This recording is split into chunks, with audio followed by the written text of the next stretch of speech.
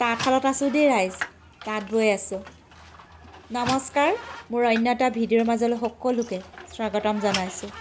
মাহী এজনীৰ ঘৰত ফুৰিবলৈ আহিছিলোঁ আৰু সেই মাহীয়ে পুতেক এজনৰ ঘৰৰ বাৰান্দাত তাঁতশালখন দেখিলোঁ।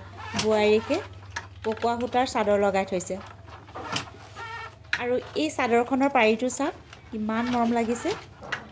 বগাত সেউজীয়া আৰু কমলা ৰঙৰ পুলি ভাঙি পাৰিটো দিয়াৰ কাৰণে চাদৰখন খুবেই মৰম লাগিছে।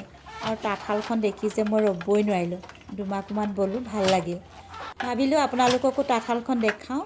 আপোনালোকে অনুমান কৰিব পাৰিছেনে এইখন কি শাল হয়? এইখনেই হৈছে মাটিশাল। এই মাটিশালতে অতীতৰে পৰা আমাৰ জীয়াৰী বোৱাৰীসকলে গামোচা, মেখেলা চাদৰ, চেলেং চাদৰ, এৰী চাদৰকে আদি কৰি বিভিন্ন কাপোৰ বৈ আহিছে।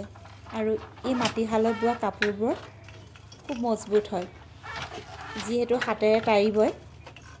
আৰু মাটিশালত বোৱা কাপোৰৰ চাহিদা মহিলাসকলৰ মাজত খুব বেছি। বৰ্তমান এই মাটিশালখন লুপ্তপ্ৰায় হ'বলৈ গৈ আছে।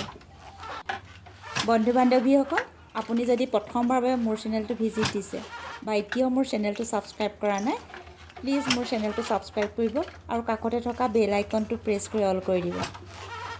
আৰু ভিডিঅ'টো চাই কেনে পালে নিশ্চয় কমেণ্ট এটা কৰিবলৈ নাপাহৰিব। ভিডিঅ'টো শেষলৈকে চোৱাৰ বাবে সকলোলৈকে ধন্যবাদ থাকিল।